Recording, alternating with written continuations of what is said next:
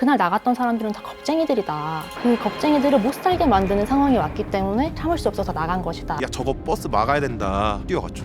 정말 죽을 뻔했다. 어떻게 저런 용기를 냈을까 싶은. 무서웠어요. 제가 거기서 죽으면 개죽음이 되겠지만 나 할머니 지키려고 그랬다고. 오늘 밤에 서로 무사하게 돌아가자라고 하니까 그분이 대답은 못하시고 고개를 끄덕끄덕 하셨어요. 12.3 비상겸 증언 체력 프로젝트 그날 그곳에 있었습니다의 김미래 PD님 모셨습니다. 안녕하세요. 안녕하세요. KBS 교양다큐센터에서 여러 시사 프로그램들 만들고 있는 김미래 PD라고 합니다. 그날 그곳에 있었습니다. 모르시는 분들을 위해서 어떤 프로그램인지 한번 소개해 주시면 좋을 것 같아요. 작년 12월 3일 비상계엄이 선포됐던 날에 국회로 향했던 많은 시민들, 정치인들, 언론인들 등등 여러 분들의 목소리를 모아서 인터뷰 형식으로 체록하는 방식의 프로젝트입니다. 그 안에서 표현을 보면 담을 넘어간 사람들과 등을 내어준 사람들 이런 표현이 있어요. 담을 넘어간 사람들이라면 아무래도 이제 비상계엄 해제 요구 결의안 가결을 위해서 국회 본회의장으로 달려갔던 국회의원들 혹은 그 국회의원을 보좌하는 사람들 혹은 국회 직원들 이런 분들이 있었고요. 또 등을 내어준 사람들은 말 그대로 그분들이 담을 넘어 들어갈 수 있도록 진짜 말 그대로 자기 등을 밟고 올라가라 라고 하셨던 분들이 있어요. 이 기관총을 거치하는 집차 군용 차량이 골목에 서 있는 상황에서 제가 이제 키도 좀 작은 데다가 완전히 묻혀버리죠. 여자분을 기억하는데 이 메가폰 이걸 이제 들고 얘기를 하는 분이 있었어요. 빌릴 수 있겠냐 했더니 너무 쉽게 이제 저한테 빌려줬어요. 평지에 서서 이제 얘기를 하니까 역시 소리가 잘 들리지 않죠. 옆에 있던 상당히 이제 덩치가 좋으신 분, 키도 크고 무등을 타라고 하면서 갑자기 이제 저를 번쩍 무등을 태워서 올려준 거죠. 그러니까 이제 연단에 올라간 것처럼 그런 느낌이 들었고 메가폰을 잡고 이제 윤석열의 명령에 따르는 자는 쿠데타와 대란차의 공범입니다. 자, 이제 확실히 탄핵 사유가 만들어졌습니다. 그래서 탄핵을 외치겠습니다. 윤석열... 그 상황에 대해서 정리해서 거기에 시민들한테 알리는 그런 이제 역할을 발언을 했던 것입니다. 네.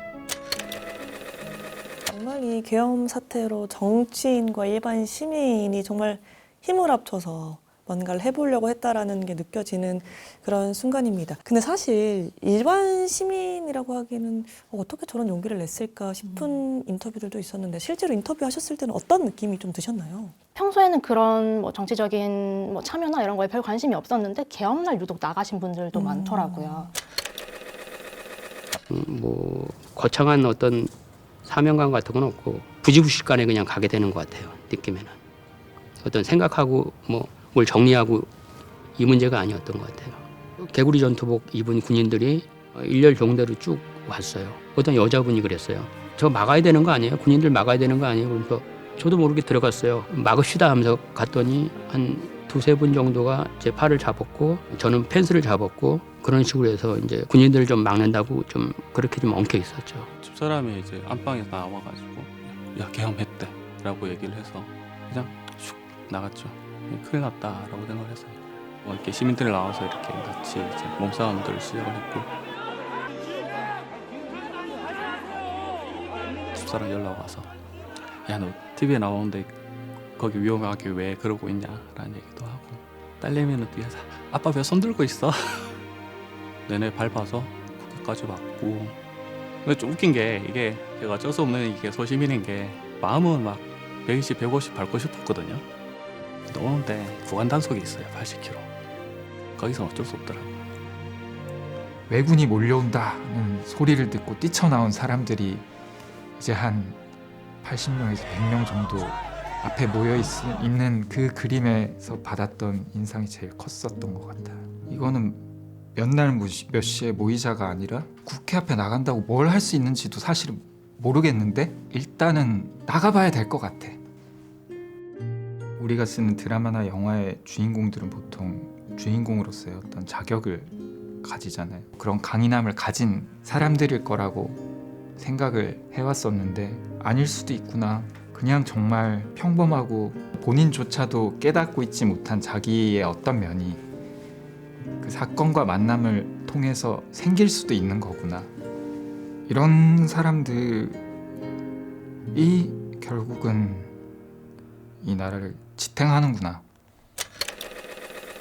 대단한 사명감이나 이런 걸 가지고 간 건 아니고 그냥 이건 아니지 않나라는 생각을 하고 위험할 수도 있는데도 불구하고 나갔던 분들이 많은 것 같아요. 국회의원들을 빨리 국회 안으로 들여보내서 계엄 해제를 가결하기 위해서 그런 구체적인 목적을 갖고 가신 분들도 있는 것 같습니다. 계엄날 실제로 국회 앞에 계셨다고 들었어요. 네, 그렇습니다. 사실 제가 국회 앞에 삽니다. KBS 가까이에 사는데 국회까지 한 걸어서 5분이면 가요. 그래서 제가 위치를 아는데 정말 가깝습니다.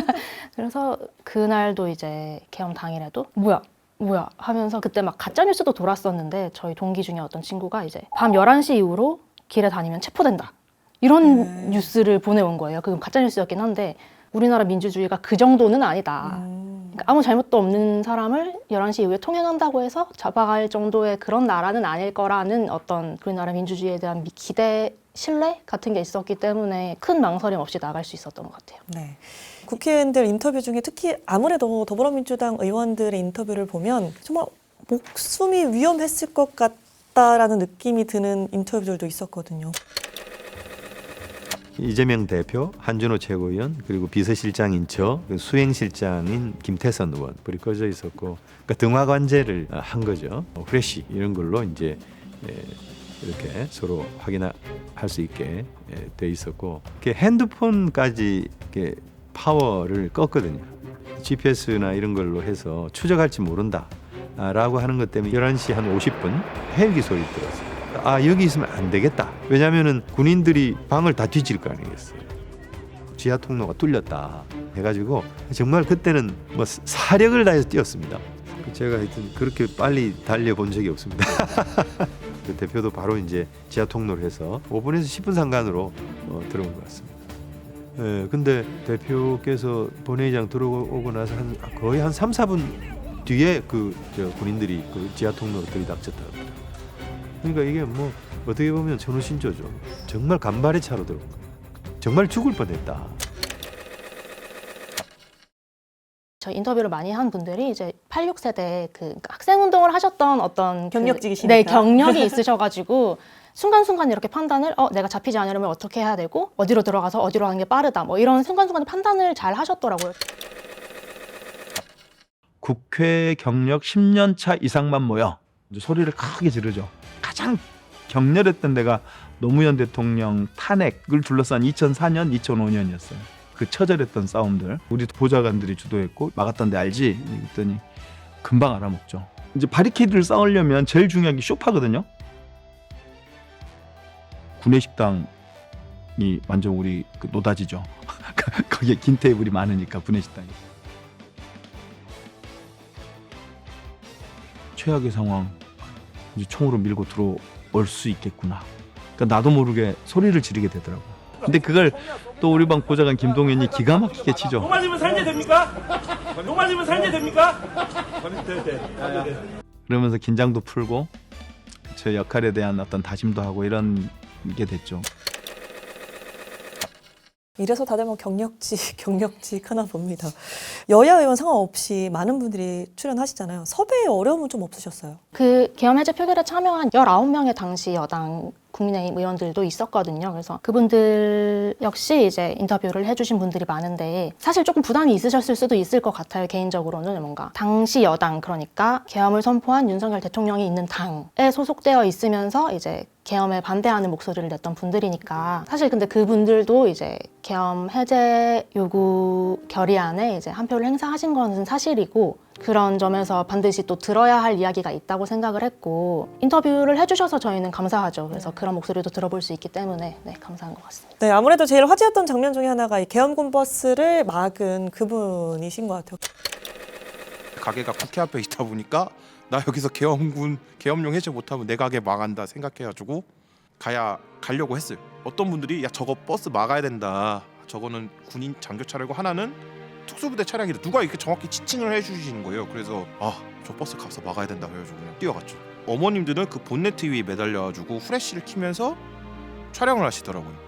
너네 이러면 안 돼! 막 이러면서 막 촬영을 하시고 나이 많이 드신 해병대 할아버지들이 계엄 잘못했다고 계속 뒤에서 뭐라고 하시고 그런 거에 좀 기억이 많이 남았어요. 국회 앞에서 작은 음식점 운영하고 있다라고 하셔가지고 작가님이 이제 어디냐 이렇게 깨물었는데 사장님이라고. 진짜요?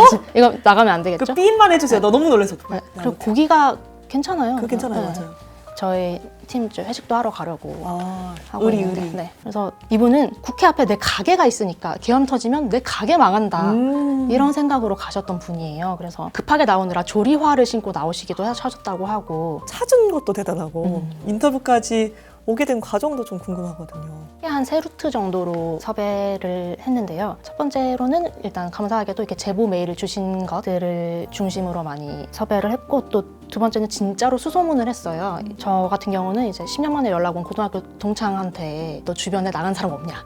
이런 식으로 물어서 그렇게 해서 섭외를 한 게 이제 송화 허우진 부부 인터뷰이시고, 또 기타 매체에 나오신 분들을 연락해서 섭외를 하기도 했고, 신기한 게 저희 인터뷰를 하신 분들 중에서 자기 지인도 거기 있었다, 자기 친구도 거기 나갔었다, 나가서 만났다, 이렇게 하신 분들 많아서 그분들 통해서도 연락을 해서 이렇게 섭외를 했던 기억이 있습니다. 네. 그날 그곳이 정식 프로그램은 아니라고 들었거든요. 네. 네. 어떻게 또 이렇게 함께 뜻을 모으게 된 걸까요? 뜻이 맞는 선후배 몇 명이 자발적으로 이제 PD들이 결성하게 되어서 만들어진 프로젝트 팀인데요, 일종의. 각자 이제 본업이라고 해야 되나? 그러니까 소속팀이 있는 상황에서 이제 약간의 사이드 프로젝트 개념으로 진행해온 거고, 그래서 정식 팀이 아니라는 점에서 약간 뭐 어려움도 있었지만 그래도 1년 동안 잘 해올 수 있었던 것 같습니다. 그리고 또 재밌게 봤던 게 키스스탄의 시조새도 출연을 했어요. 윤현주님의 경우였는데 보온용 음악 담요를 처음 두르셨던, 그래서 되게 놀랐어요. 저도 인터뷰하면서 너무 놀라워서 혹시 사진이 있냐 말씀 물어봤더니 사진이 있으시더라고요. 음악 담요를 두르고 이렇게 웃고 계시는 모습이 참 인상 깊게 남았습니다. 그 이후의 일들을 보면 응원봉 혁명이란 이야기가 많아요. 그만큼 2030 세대의 참여가 좀 있었고, 인상 깊었던 출연자들이 있을까요?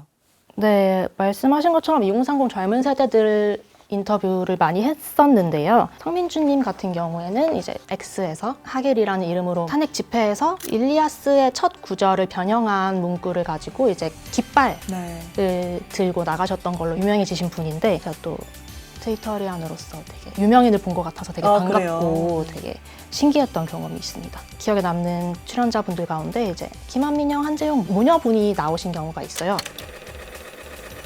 엄마를 보자마자 빵 터져버린 거예요. 엄마가 가지고 있는 옷 중에 제일 두꺼운 롱패딩을 입고 오셨고, 바지는 패딩 바지를 입고 오셨고, 오래 밖에 겨울에 있어야 되니까 등산화를 신고 오신 거예요. 역시 경력자는 다르구나. 계엄 경력자는 진짜 짱이구나. 엄마 진짜 짱이다 이러면서 가서 좀 안았던 기억이 나요. 엄마 진짜 최고 이러면서. 아, 이런 상황이 없는 세상에서 살았으면 얼마나 좋을까. 그 예쁘고 따뜻한 것들 좋아하는데, 그래서 또 그런 걸 지키려고 이렇게 살아가는 게 아닌가?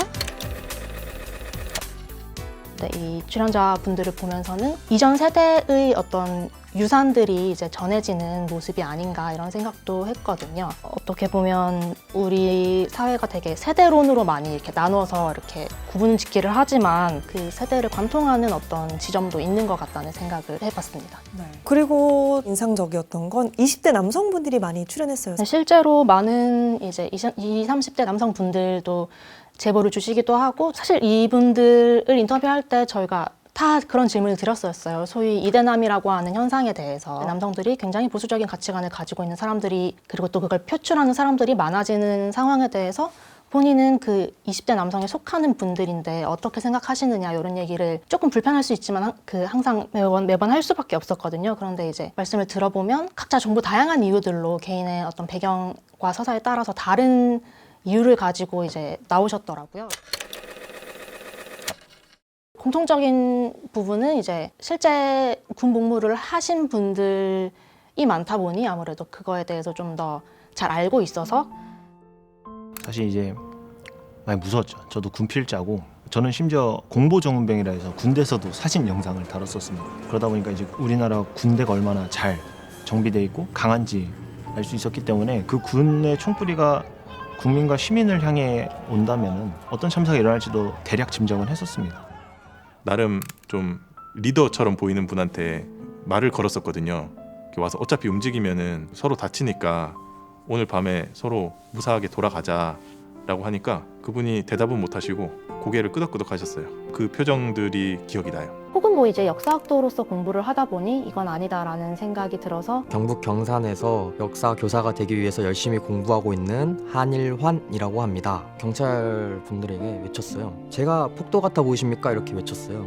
저를 보는 시선이 동정의 눈빛으로 보는 경찰 분들도 있었고 어떤 분은 저를 벌레 보듯이 보는 경찰들이 있었어요. 아니면 정말 순수하게 할머니를 지키기 위해서 나왔다라는. 엄마 아버지 계시고 여동생 있고 맞은편에 이제 할머니랑 삼촌 살고 계시고요. 따로 살고 있긴 한데 거의 한 집 같은 느낌으로 20년째 살고 있습니다. 할머니께서 전화를 하셨어요. 아니요 할머니 저 자고 있었어요.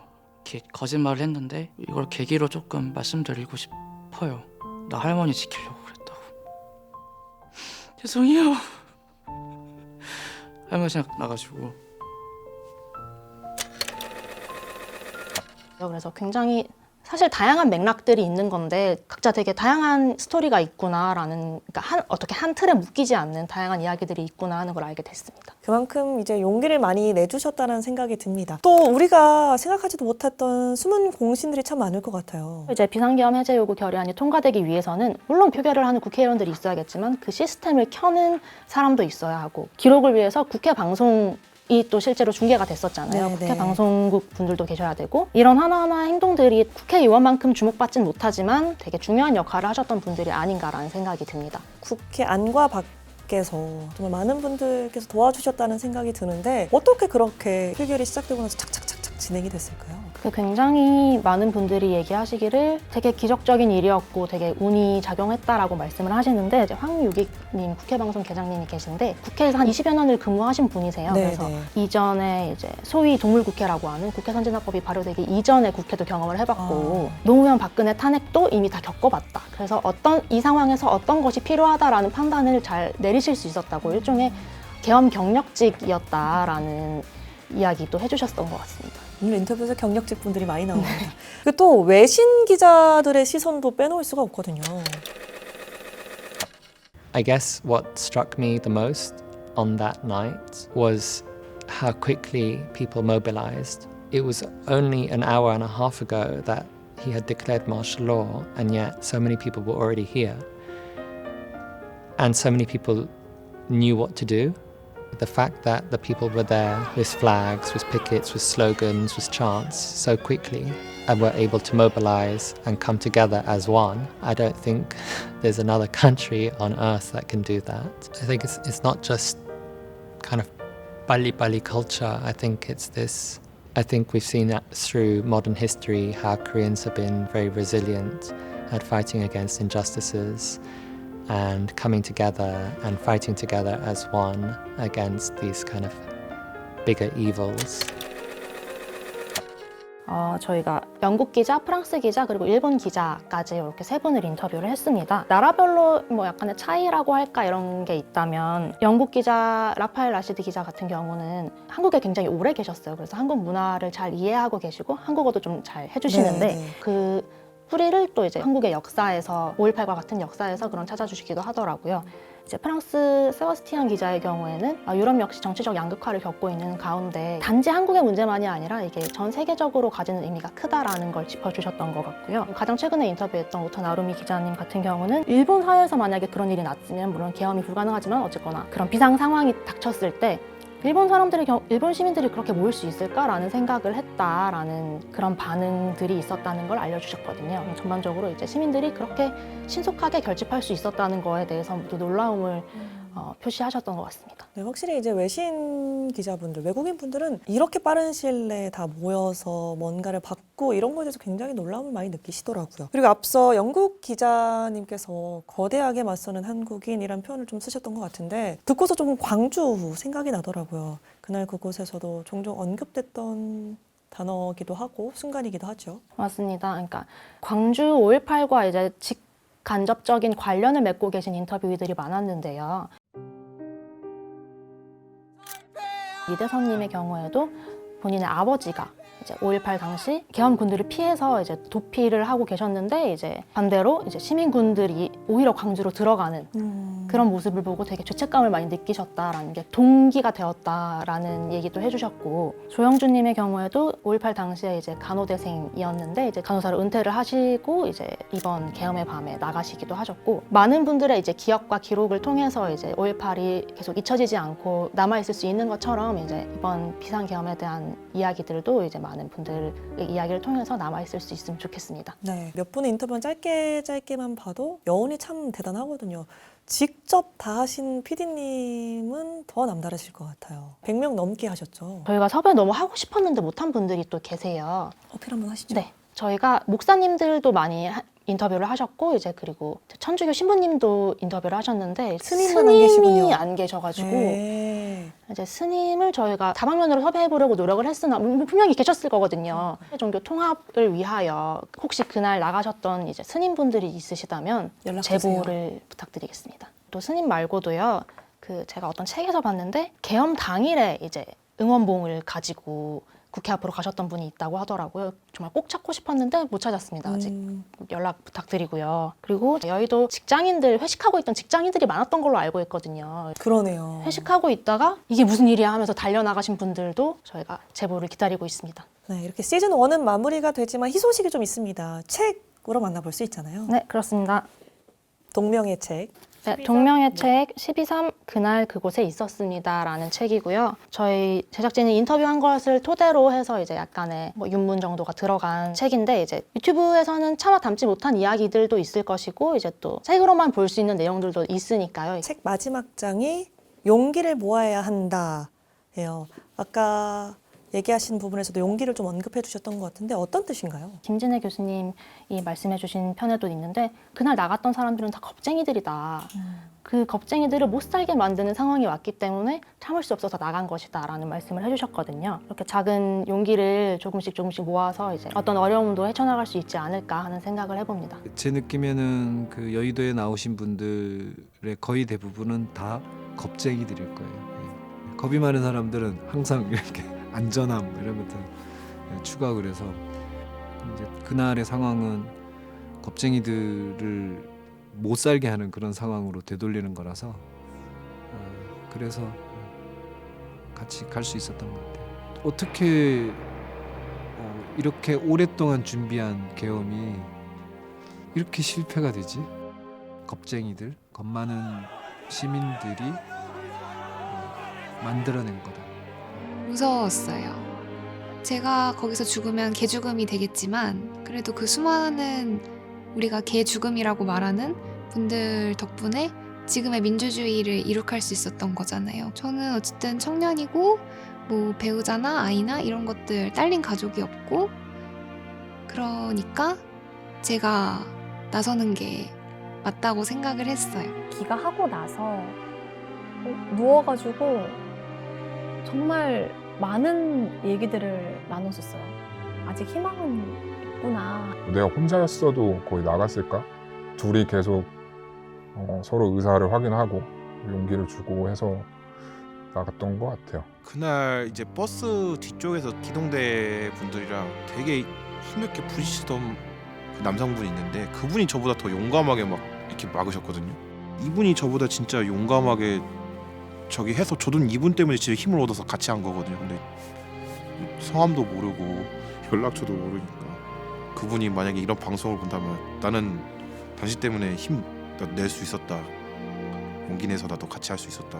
근데 저희 가게 오시면 제가 진짜 따뜻한 한 끼 대접하고